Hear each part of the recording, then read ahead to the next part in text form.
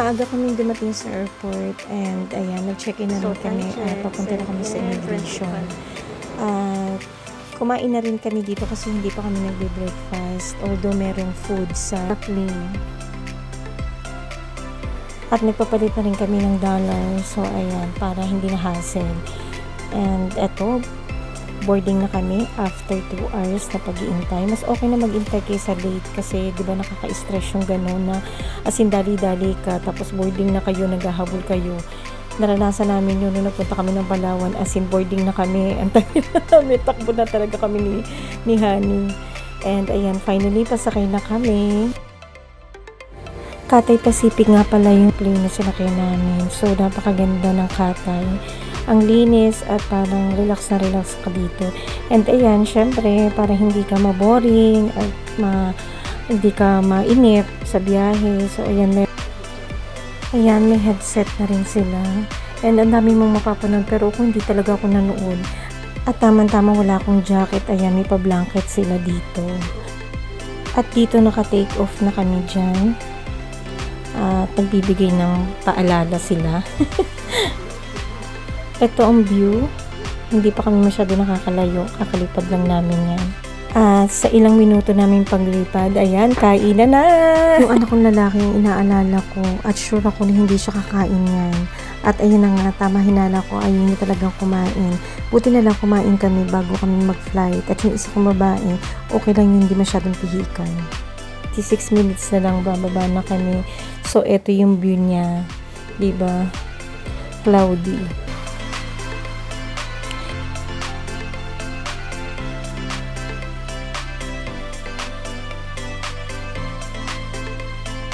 And finally, nandito na kami sa Hong Kong. Welcome to Hong Kong. At ito yan yung sinakay namin.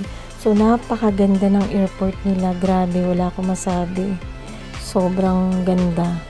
Ang laki, ang lawak, ang linis. At pupunta na kami sa immigration ng Hong Kong. And after namin sa immigration na yun, punta muna kami ng 7-Eleven. Nauhaw, nagutom ulit. So dito, pupunta na kami ng hotel, maghahanap kami ng taxi. Taxi daw na, urban na sasakyan namin. Which is ito, kulay red na mga taxi na to.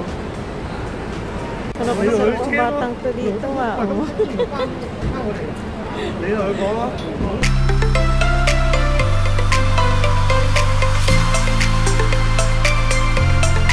Nakasakay na kami sa taxi at papunta na kami sa hotel. Kung mapapansin nyo, medyo matanda na yung driver namin. At ganito pala dito, binibigyan nila ng priority pa rin yung mga matatanda na gusto magtrabaho. So, pwede pa rin pala dito. Kahit matanda na sila na dapat retired na, gano'n. So, dito hindi. Kahit sa mga fast food nila, napansin ko, meron silang mga matatanda na crew. Diba? So, ang galing. Kasi kahit natatanda na sila, pwede pa rin sila magtrabaho.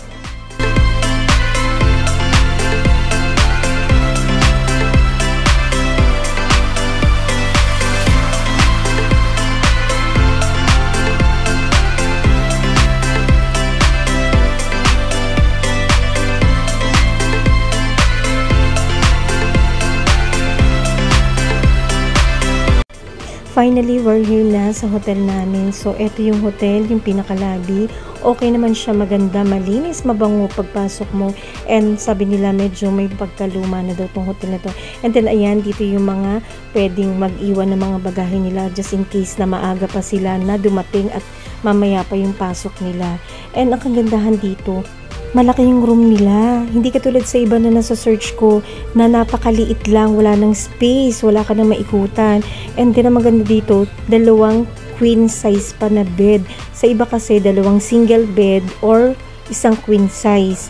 So dito napakaganda, napakaaliwalas, napakalaki. Yun nga lang, medyo pricey talaga tong hotel na to compared dun sa sinasabi ko na maliit lang. And syempre, dapat komportable kami sa pagtulog din namin kahit na medyo sabihin na natin na medyo may kamahalan. So, eto, hindi maganda yung view namin. Hindi ko type yung view namin. Parang ganito rin yung isa na book namin pero na-cancel kasi nga, wala na daw available. Mas maganda yun for me. Tapos sobrang ganda ng view. Tapos malawak din, and meron pang parang sopa sa gitna, ganyan. Sayang talaga, pero maganda na rin to. And ayan, meron silang palibre dyan na pakape. May kettle, tapos may mga baso-baso dyan. Ayan, kompleto naman. And then ito yung CR nila. Okay naman yung CR nila. Malaki. Kumpara dun sa iba din na nakikita ko na maliit lang. So ayan, may bathtub. Tapos ayan, may kompleto. May bath soap, may shampoo and conditioner, and then ayan, yung shower nila. Okay naman. Tapos ayun yung mga towel. And then syempre ayan, pakita naman ng lola nyo. And then ayun, water yun. Pwedeng inumin yun. And then ayan, may toothbrush, may chuchu dyan. Tapos every time na alis kami, nililinis nila yan. Then pag nakita nila na naka-open na yan, nagamit na, papalitan nila yan. So ito yung yung maliit na yon. Yung maliit na yan, filtered water yan, kasi sobrang mahal dito ng tubig. My God, lalo na sa Disneyland, 30 HKD lang. Tapos mahal daw talaga dito ang tubig, so kaya meron silang filtered water, pwedeng inamin yon. And then ayan, takit na naman. So ito pala yung ref, nagtatago yung nahanap ko eh. So ay ito pala.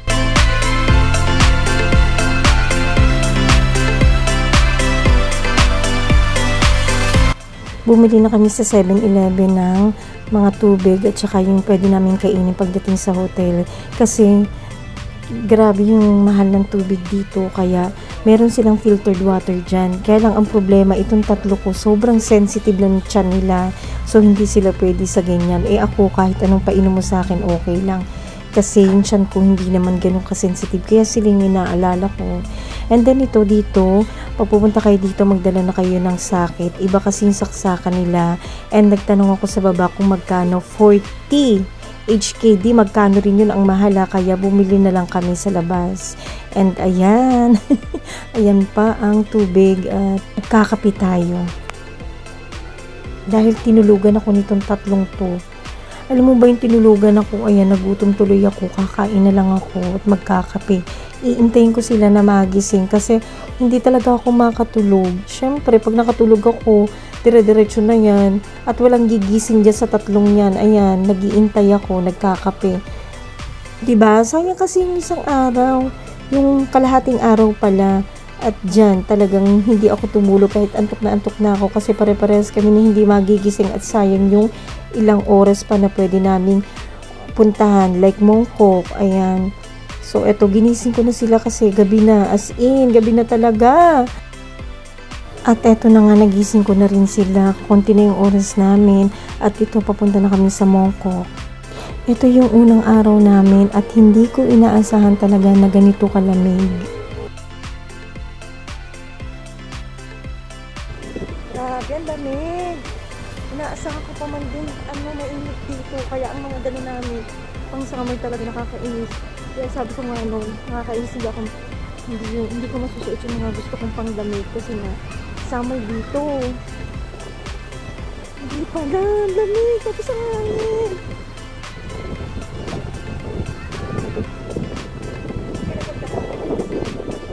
At pagkapos, nandito na lahat yung mga mismo. May 7-Eleven dito.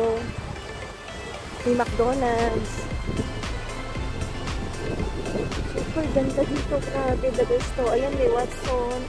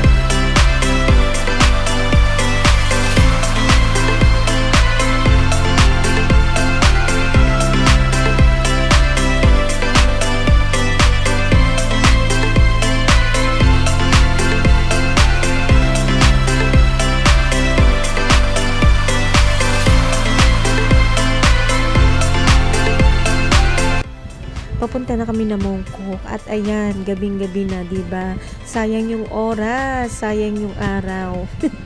Alam mo naman na talagang ang bawat oras dito ay mahalaga. Kung mapapansin nyo, ang ganda talaga ng mga ilaw dito pag gabi, 'di ba? Buhay na buhay at ito yung kanilang bus. Gusto ko sumakay diyan. At nandito na kami, naglilibot-libot. At bawat side namin, puro sapatusan dito. So, dito marami kang mabibili sa Mongkok. Na mga sapatos, mga damit. May mga ano dito, may mga Adidas, may mga Nike. Eto, ang gusto ko dito yung On Cloud na yan. Kaso, napakamahal.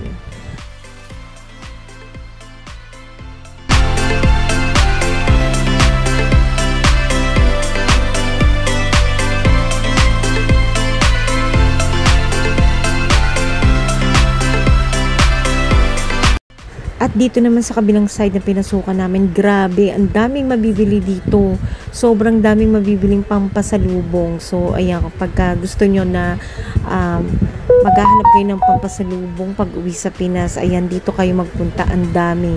So, ayan, nakabili kami dyan ng bag, ng mga keychain, ng mga panglagay sa ref, kung ano-ano mga nabili namin, ang dami namin nabili, mga t-shirt, ayan, pampasalubong.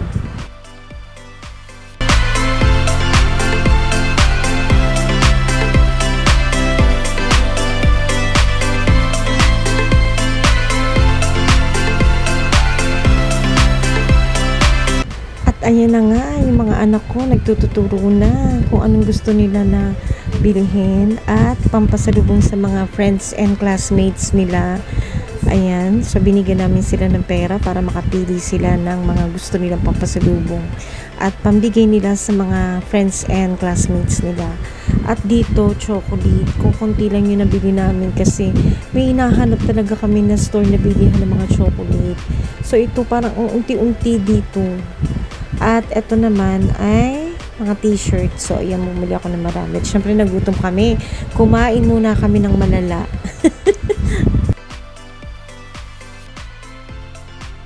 At after namin dito, ayan, sumakay kami ng bus. At sabi ko, dun kami sa taas para ma-experience ko yung dun sa taas. Diba? At ayan na nga, dun kami sa taas. Uupo. At nandito na nga kami sa isa sa sikat na puntahan dito sa Hong Kong. Ito yung Avenue of the Stars. So, kaya lang, pagdating namin dito, sobrang lakas ng ulan. Tapos, sobrang lamig. Tapos, nahampas pa sa yung hangin na may kasamang ulan. Ang lamig-lamig talaga. Tapos katabi lang din ito yung Cultural Center. Yun din yung isa sa pinakasikat dito dahil pinupuntahan yun dito para mag-picture-picture lang. Ang sabi nga nila, huwag kayong pupunta ng Hong Kong pag hindi kayo nakapunta ng Cultural Center para magpa-picture. So, ganon. Tawang-tawa ko dito sa anak ko kasi hindi ko alam na nakuhanan ko siya ng video. So, ayan, nakita niya ako na binibidyo ko siya. Alam niyo naman tong dalawa kong anak. Takot na takot to sa camera. Takot na takot sa video. Ayaw nila talaga na magpakita. Ewan ko, baka baliktaran ko talaga. Ito yung Cultural Center na sinasabi ko. Sayang hindi kami nakapagpa-picture ni Trisha kasi ang lakas ng ulan. Tsaka may mga nakaharang. Hindi maganda yung view.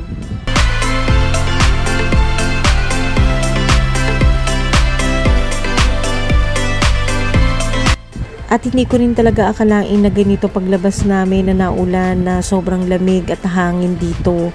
So kung nalaman namin, nagdala kami ng jacket kasi hindi nga namin na-expect yung weather dito na ganito. Sabi nila ngayong araw lang naman daw talaga umulan ng ganyan at lumamig. At dahil sobrang lamig at naulan talaga, so ayan, bitin ako. Sabi ko babalik kami kinabukasan dahil nalakas nga yung ulan, hindi nakapag-picture na mabuti, nakapag-video. Sobrang ganda dito, grabe, bitin talaga ako. Tapos dito na rin kami dumaan papunta sa hotel namin, pwede daw lakarin. As in, babaybayin namin tong dagat na to. So diba, ayan, kaso wala kami dalang mga payong.